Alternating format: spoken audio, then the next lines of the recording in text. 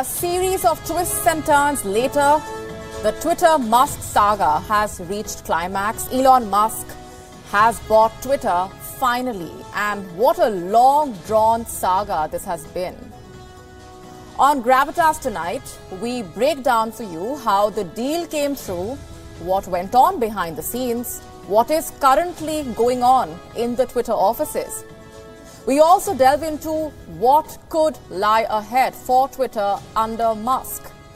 There are ambitious goals, but will Musk be able to walk the talk?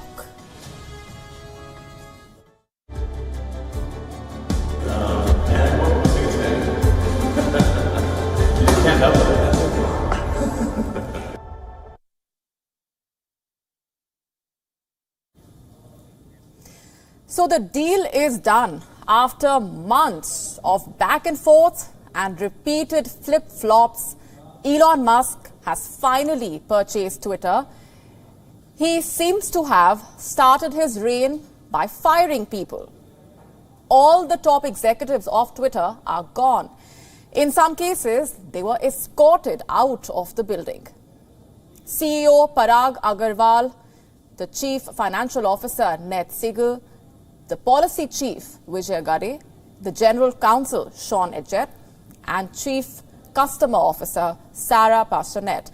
They all were fired barely moments after Musk took charge. And they are not leaving empty-handed. Some reports have emerged. Top officials are walking away with handsome severance payouts. Parag Agarwal got $38.7 million. Those severance packages now could get bigger. You see, Agarwal and other top-level, now former Twitter executives, own a lot of Twitter shares, and Musk would need to buy those out. Add to that the salaries and other benefits like health. So Agarwal's severance package alone could be more in the ballpark of $65 to $66 million in total. And hours after the news of the firing broke, Musk tweeted this: "The bird is freed." An obvious reference to the logo of Twitter. Musk has a new bio on Twitter now. He now calls himself Chief Twit. Here's what that means. Reports say Musk could serve as Twitter's interim CEO, so he will be completely in charge. Why was this bloodbath necessary on day one? Here is a possible explanation. Now, conceivably, someone like Elon Musk, and he's sort of done this before, and so someone like him would look at a company like Twitter and say that we've got to tear it down to build it back up again. And that seems to be the pervasive mentality that's over here. Musk wants to tear down Twitter and rebuild it. What does he plan to do with Twitter? We will get into that in just a bit. First, let's tell you how the deal really happened. Here's a quick timeline of the events so far. Musk offered to buy Twitter. This was back in April. A month later, in May, he changed his mind. He accused Twitter of material breach, quote unquote. Musk's team claimed that Twitter officials made false and misleading statements during the negotiations. There was a major row over bots on the platform. Twitter claimed less than 5% of the users are bot accounts. Musk countered that, saying that the number is much bigger. And the two sides even launched lawsuits. But in October, Musk changed his mind again. He reaffirmed his commitment to the original deal, and today he bought the platform for $44 billion. That's around $54 for one share. And that is higher than the market value of Twitter. So Musk ended up paying a premium. The question is, what led to this dramatic turnaround? You see, a few months ago, Musk was complaining about Twitter bots, and now he has ended up paying a premium for Twitter. Here is how Musk explains his takeover now. He says he has bought the company to help humanity. In a statement, he said, and I'm quoting, "I did not do it because it would be easy. I did not do it to make more money. I did it to try and help humanity, whom I love. And I do so with humility, recognizing that failure in pursuing this goal, despite our best efforts, is a very real possibility." That statement was addressed to Twitter's advertisers. Musk seems to be taking the moral high ground, but as they say, reality is complicated. Remember that lawsuit over the takeover? Musk was supposed to be deposed this month. Already the deposition was delayed by a month. Earlier, it was supposed to happen in late September, but it was rescheduled for the 6th and 7th October. But just a few days before that, Elon Musk made an announcement. He said he will honor the contract that began a series of events that's worth looking into today. Here's what happened. After Musk said that he will be going ahead with the accusation, Musk's deposition was delayed. The billionaire entrepreneur and Twitter started working out a deal. There was even a court order. The hearings in the case were halted. There was a deadline that was set to close the negotiations, the 28th of October. Now we have a deal. Musk owns Twitter now, and he does not have to depose. And that raises a question. Was Elon Musk trying to avoid the scrutiny? Now, we cannot say for sure, but here is what we do know. Elon Musk might have faced some difficult questions during that deposition. Twitter's lawyers claim that Musk did not turn over some messages he exchanged about the deal through the Signal app.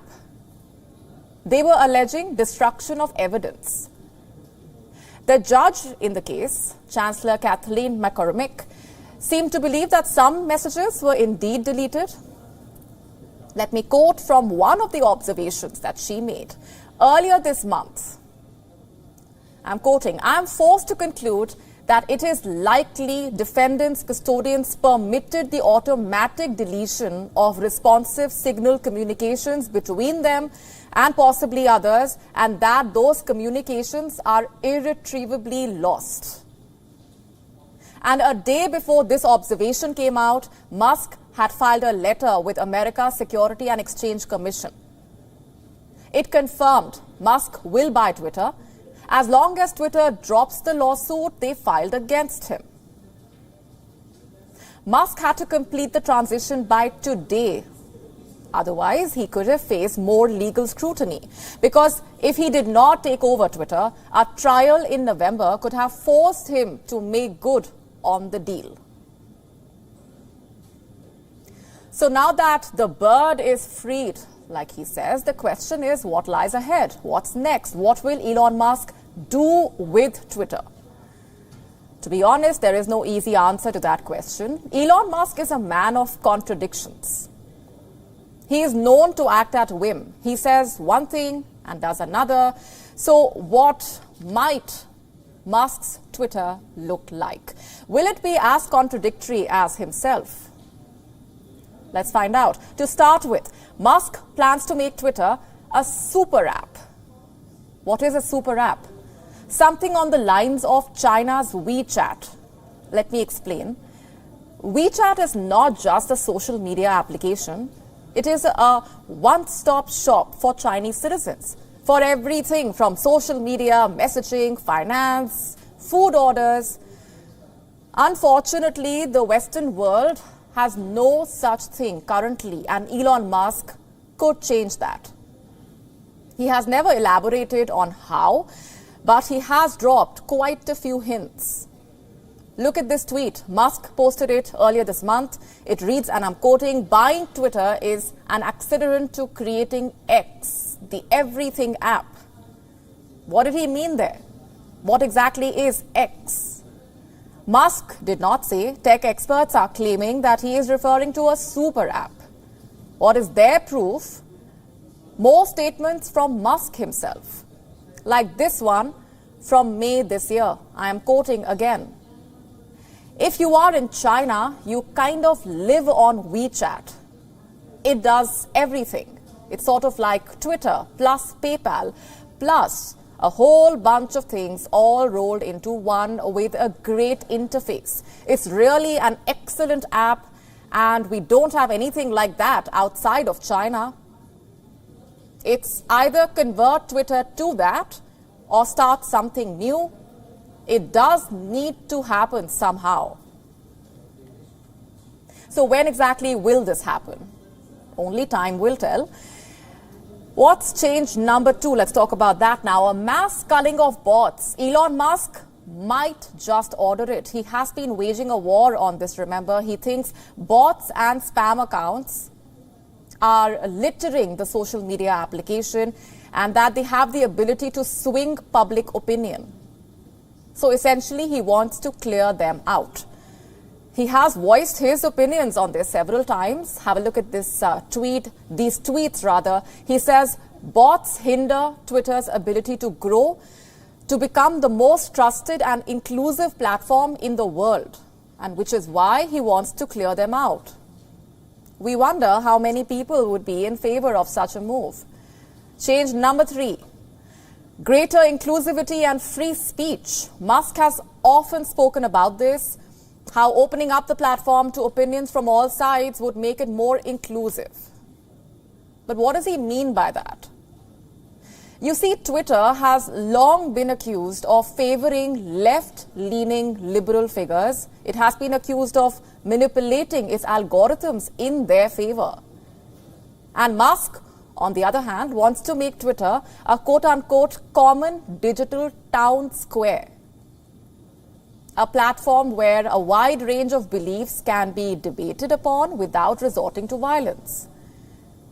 This is what he told a Twitter user recently. I'm quoting, Twitter should be as broadly inclusive as possible, serving as a fair forum for lively, even if occasionally rancorous debate between widely divergent beliefs. And that brings us to change number 4. Will Elon Musk bring back banned accounts? Will he reinstate the handles of controversial tweeters like Donald Trump, Kanye West? West has been temporarily banned, remember, for anti-Semitism. Trump has been permanently suspended for inciting violence. Is Musk going to bring them back on the platform? Who knows? He might just. Look at this statement from May this year when he called Twitter's decision of banning Trump stupid. Allow me to quote, "I think that was a mistake because it alienated a large part of the country and did not ultimately result in Donald Trump not having a voice. Banning Trump from Twitter did not end Trump's voice. It will amplify it among the right, and that is why it's morally wrong and flat out stupid." So will Musk bring Trump back? We shall find out very soon. Now, these were just 4 possible changes. Musk may or may not execute them. He may or may not have other plans.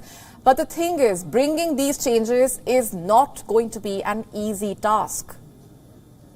To start with, Musk's plan of making Twitter a super app is easier said than done, especially in the United States, where tech platforms are already under scrutiny for trying to establish cross-industry monopolies.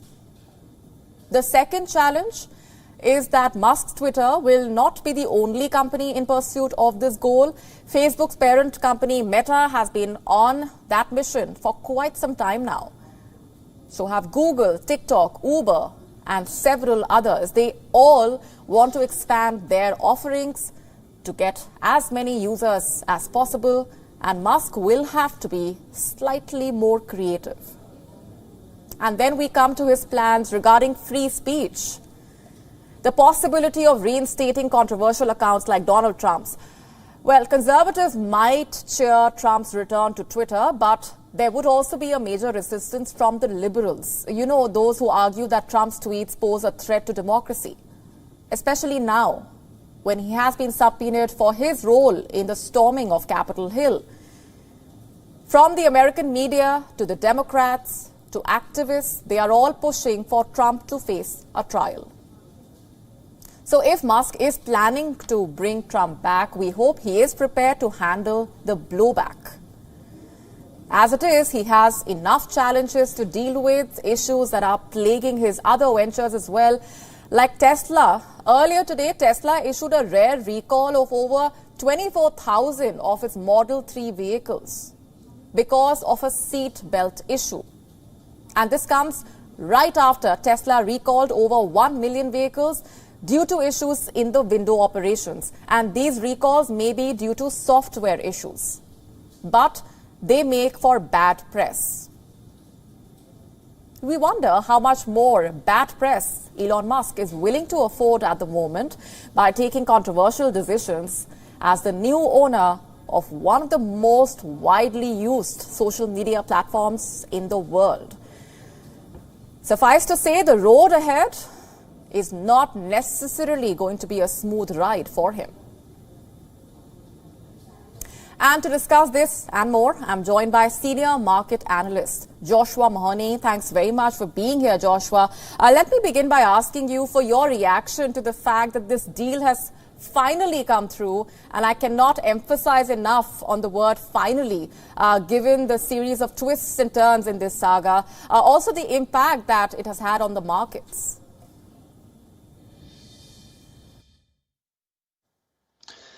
Yeah, it's been a protracted saga, to say the least. Certainly, we're talking about a major tech company that, by and large, he's buying at the absolute top. We've seen tech stocks hit hard, and certainly over the course of the last week, we've seen the likes of Facebook, the likes of Amazon, really seeing their share price tumble. And that's, of course, one of the worries behind why Elon Musk tried to back out of the deal.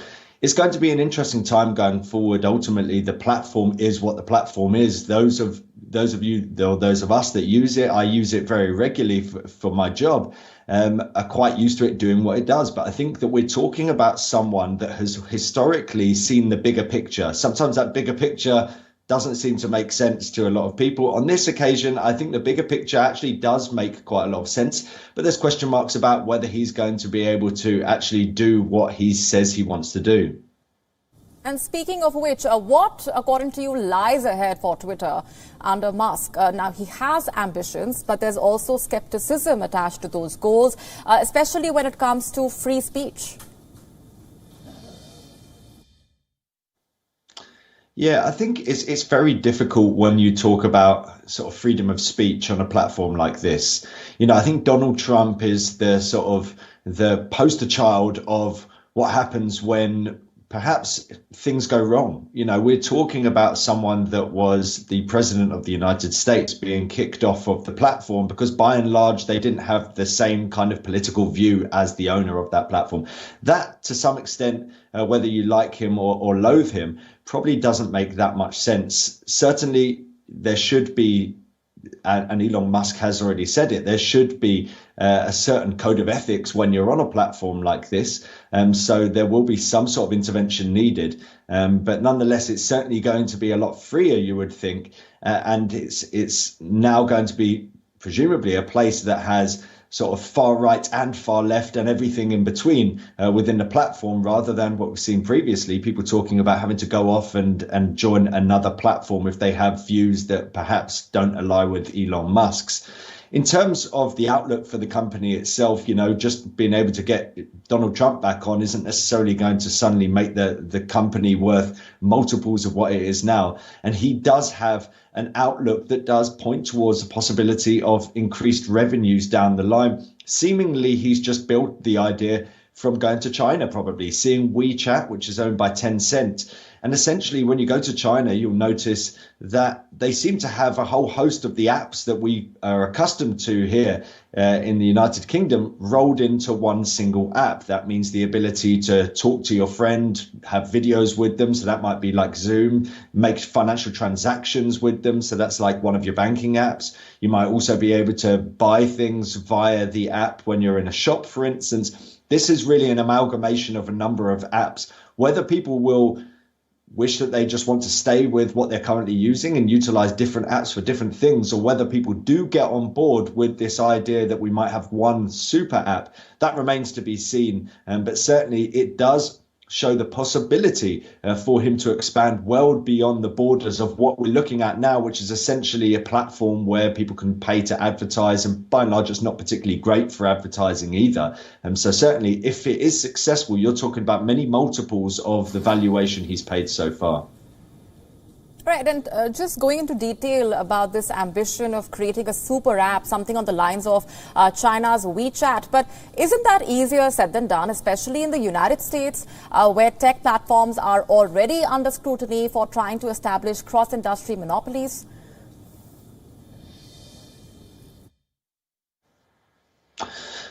Potentially, certainly we have perhaps a different level of willingness or openness to companies being able to perhaps overreach their remit.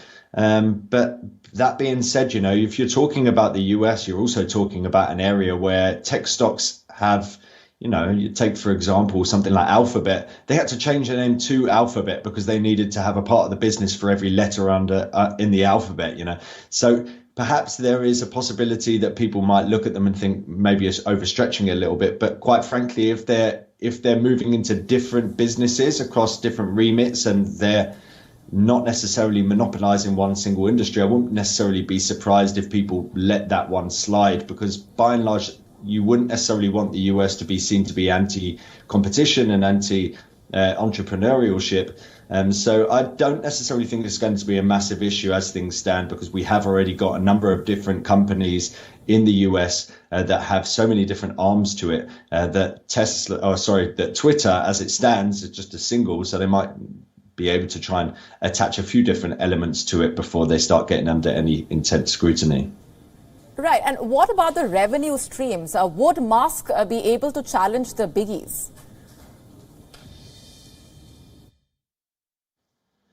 Well, look, if you're looking at the kind of user numbers for Twitter compared to, say, Facebook, they are minuscule in comparison. So first and foremost, we're talking about a platform that doesn't have anywhere near the same kind of reach. It certainly does have some decent numbers. And I guess part of the argument in the first place was Elon Musk saying, actually, are these numbers true, or a great deal of them sort of robots or fake scam accounts? So that's one part of the question, is getting the user numbers up for them to be able to compete with any of the majors.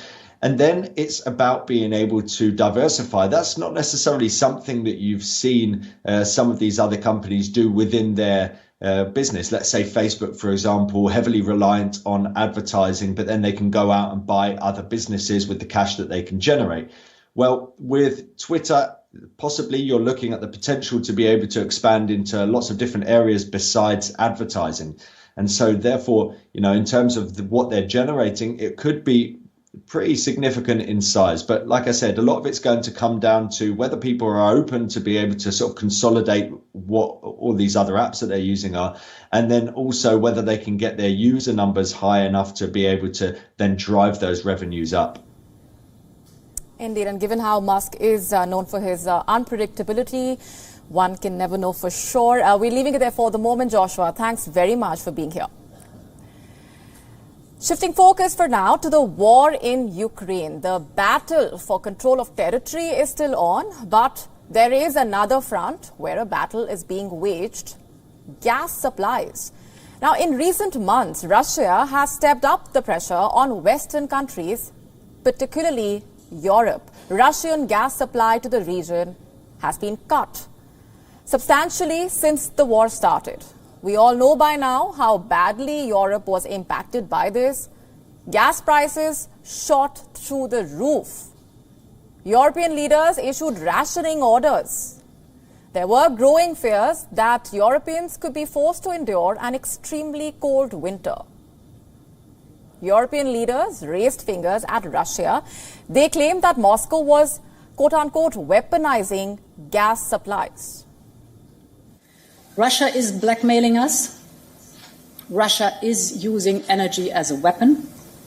And therefore, in any event, whether it's a partial major cutoff of Russian gas or a total cutoff of Russian gas, Europe needs to be ready. Europe was crying victim because Moscow was using its biggest leverage against the West, gas supplies. But Russia's leverage could be weakening. Gas prices have suddenly started to fall in Europe. The benchmark price for natural gas in Europe has recorded a drop of over 70%. That's a lot. But why are the prices falling? Because Europe has all the natural gas it needs for now.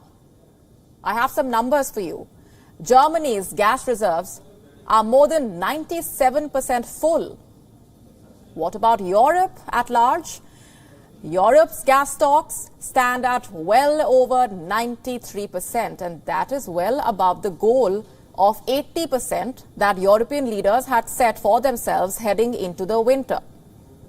So safe to say, Europe seems to be in a good position right now. But how exactly did this happen? Not too long ago, Europe was complaining about gas shortages, and now it is sitting on a surplus. Well, there are a combination of factors at play here. Of course, the rationing of gas helps to an extent, but Europe has been on a buying spree all summer. Companies that sell gas flooded the European market. Special ships have been deployed. They are supplying gas to Europe from countries like the United States, Qatar, even Russia. Europe is likely to continue pursuing more gas deals, that too aggressively. Consider this. The German Chancellor Olaf Scholz visited Athens. He met with the Greek Prime Minister. What did the two leaders discuss? The energy supplies. Both countries are joining forces now to ramp up more gas supplies. We want to use our joint strength to form consortia that can buy gas together. This will lead to lower prices. We want to create the possibilities, for example, when it comes to storage capacities, to acquire part of them jointly. And overall, we want to contribute to driving speculation out of the market with the decisions that have been taken in regards to dealing with price peaks. That is very, very important. And there is more that is happening in Brussels. The EU energy ministers met this week, and they are considering proposals to contain gas prices further. How are they going to do that? One of the options is to place a price cap.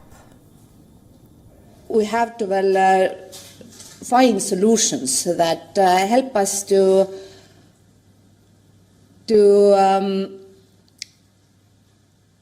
calm down the gas market in the way that our consumers and businesses can keep operating and will not lose their level playing field against other global market regions.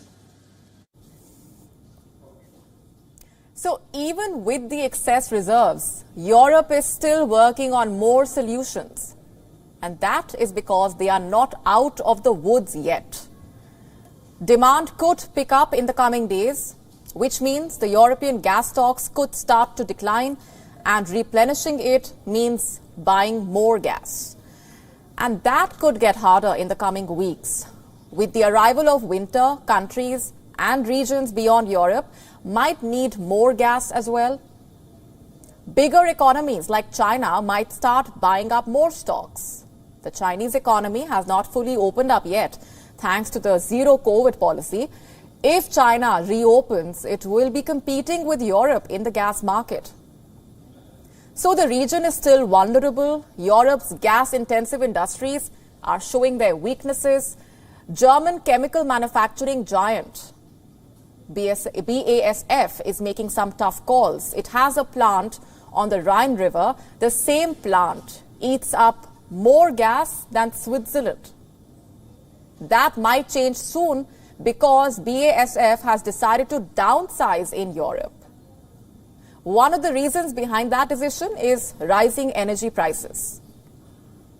The prices of gas are coming down in Europe, but clearly that alone cannot completely solve the region's energy crisis. Our next story is about the UN Security Council. Its counter-terrorism committee is currently meeting in India. The first session was held in Mumbai, and it was all about the 26/11 terror attacks. Speaking at the event, India's External Affairs Minister, Dr. S. Jaishankar, lamented the UNSC's failure to bring the perpetrators of the attack to justice. He received support from the US Secretary of State Antony Blinken, who also emphasized on the need for a speedy trial of the perpetrators. Here's a detailed report. These images are from Mumbai. It's playing host to a crucial two-day meeting, a meeting of the United Nations Security Council's Counter-Terrorism Committee. Attending it are all 15 UNSC members, along with 5 incoming members. On Friday, they witnessed fireworks. Courtesy India's External Affairs Minister S. Jaishankar. He issued a scathing rebuke of the UN Security Council for failing to punish the perpetrators of the 26/11 attacks. He didn't take any names. He didn't refer to Pakistan, but he left little to doubt. Watch this. It is incumbent on us as responsible members of the international community to remember their trauma and to persevere in our efforts to bring the perpetrators of terrorism to justice. We owe this to every victim of terrorism. In another month, we will be observing the 14th anniversary of these ghastly attacks on Mumbai in November 2008. While one of the terrorists was captured alive, prosecuted and convicted by the highest court in India, the key conspirators and planners of the 26/11 attacks continue to remain protected and unpunished. When it comes to proscribing some of these terrorists, the Security Council has regrettably been unable to act in some cases because of political considerations. This undermines our collective credibility and our collective interest. This was by far the most stinging admonishment of the global body. It came right after a detailed presentation of undeniable evidence against Pakistan. It was given by Pankaj Thakur, Joint Secretary in the Ministry of Home Affairs. On November 26, 10 elite terrorists came to Mumbai via sea route and attacked the city. The mayhem lasted for about 60 hours. In the process, 5 static locations, including this hotel, were attacked, besides 3 IED blasts in taxis and incidents of indiscriminate firing on roads. In all, 166 persons lost their lives, including 26 foreign nationals, and 304 others got injured. Investigations revealed that locations of attacks were chosen for iconic status, high civilian footfall, and presence of foreigners and Jews. One of the key objectives behind these attacks was to keep elite cadres motivated for continued jihad against enemies of Muslim Ummah. Mumbai Police, National Security Guard, and Marine commandos cleared these locations, and in the process 9 terrorists were killed while 1 was captured alive. Remember, these revelations were made in the presence of several foreign ministers and diplomats from over 15 countries. The intention was to push them into speaking up and taking action. Did India manage to drive the message home? Yes, it did. Just look at what U.S. State Secretary Antony Blinken said. Speaking virtually at the conference, Blinken emphasized on the need for a speedy trial of the perpetrators of the carnage. He said it is long overdue that they're brought to justice. We marked 14 years since the horrific attacks of November 26th. We join people in India and around the world in mourning the lives lost. 141 Indians, 6 Americans, and victims from 15 other countries from every region of the world, as well as many Mumbaikars, Americans, and others wounded, with scars visible and invisible. We stand in solidarity with the people of India and all nations that lost people on that day. But we must do more than mourn. We have a responsibility to the victims and to people everywhere to bring justice to the perpetrators of the Mumbai attacks, including their masterminds. That's what the United States has been working to do, together with India and other partners, for the last 14 years. Because when we allow the architects of these attacks to go unpunished, we send a message to terrorists everywhere that their heinous crimes will be tolerated. Remember, 26/11 was one of the most vicious terror attacks on Indian soil. It was not just Indians who lost their lives in it, but also citizens of various countries. But 14 years on, the task to bring the masterminds to justice remains unfinished. Bureau Report, WION, World is One. Let's shift our attention to the United States. The world knows about America's military might. The US military has a global reach. It can demonstrate its power in any theater of conflict.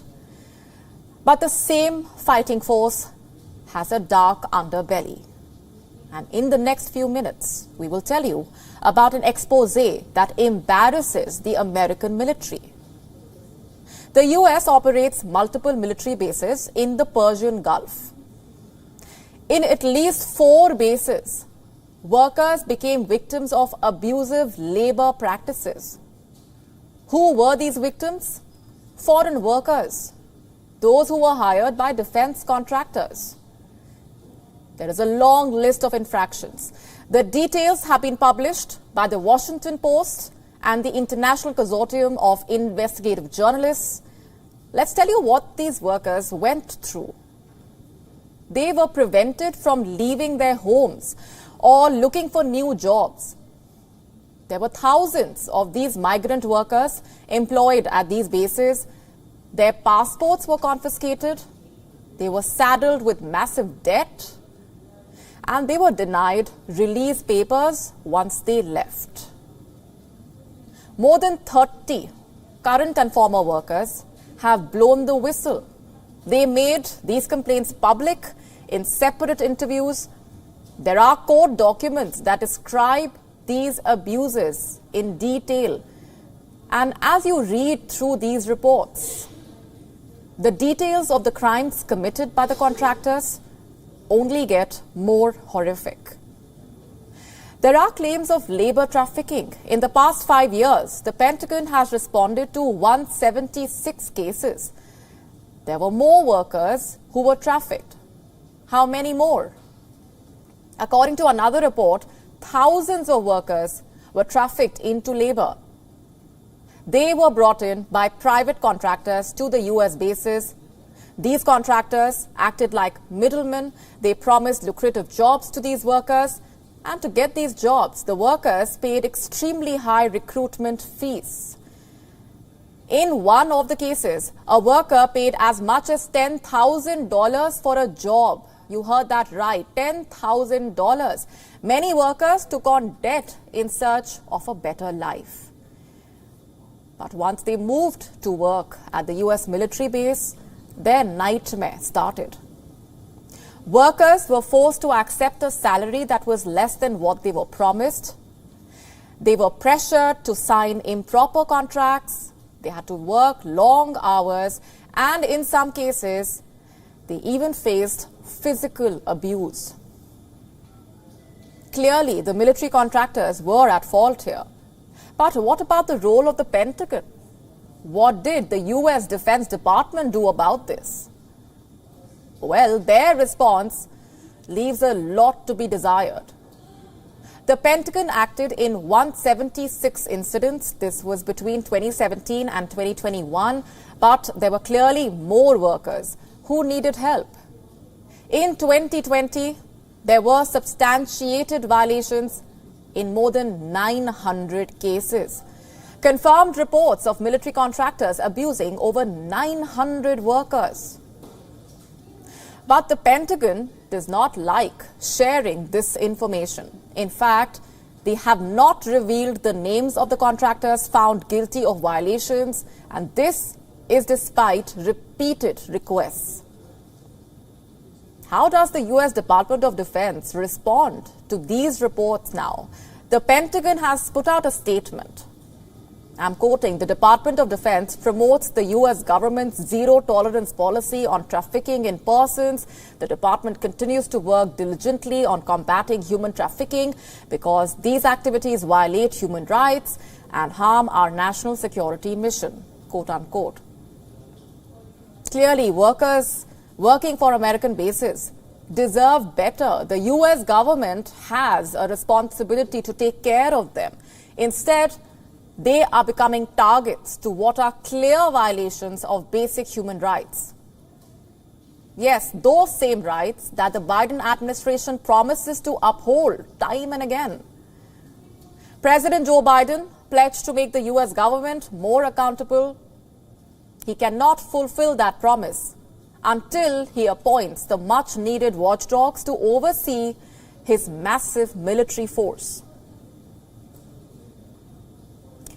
Our next story is about how COVID-19 has impacted our lives in more ways than one. I'm not just talking about the economy or the energy sector. I am talking about how it has impacted progress that has been made against other diseases, specifically tuberculosis. First, the basics. Tuberculosis is the second deadliest infectious killer after COVID-19.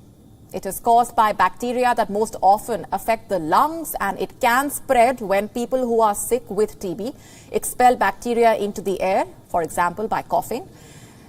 TB mostly affects adults, particularly those who are malnourished or have other conditions like HIV. More than 95% of the cases are in developing countries. Now, to the latest assessment, which is grim and raises concern over the spread of this disease. The number of people infected with tuberculosis increased globally for the first time in years. This is according to the World Health Organization. According to the UN Health Agency, more than 10 million people worldwide fell ill with tuberculosis in 2021, and this is a 4.5% rise as compared to the year before.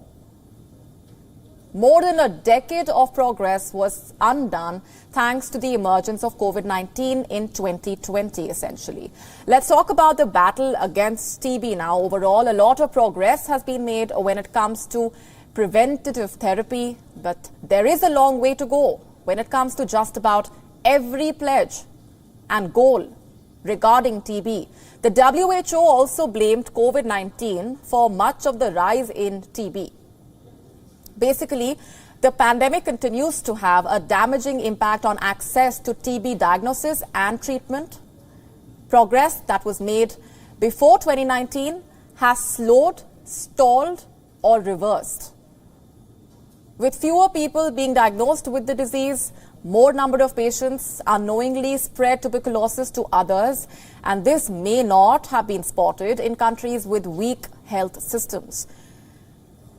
The WHO reported that the number of people newly identified with TB fell from 7 million in 2019 to 5.8 million in 2020. Not just that, COVID-19 restrictions negatively impacted TB treatment services, and this may have led to some people not going to health facilities because of the fear of catching COVID-19. And even the downturn in the global economy was a contributor. About half of all TB patients and their families face quote-unquote catastrophic total costs due to the treatment. And speaking of treatment, according to the WHO report, only 1 in 3 people with drug-resistant TB are receiving treatment. And there is also the added element of the ongoing conflicts in Eastern Europe, Africa, and West Asia. They worsened the options for patients seeking TB diagnosis and treatment. So what now? The WHO has called for more countries to cover all TB diagnosis and treatment expenses. There is a need to lower the prices of TB treatment, and overall, an urgent need for scaling up shorter, safer, and more effective treatments. On that note, it's a wrap on this edition of Gravitas. We're leaving you with Gravitas images. Thanks very much for watching.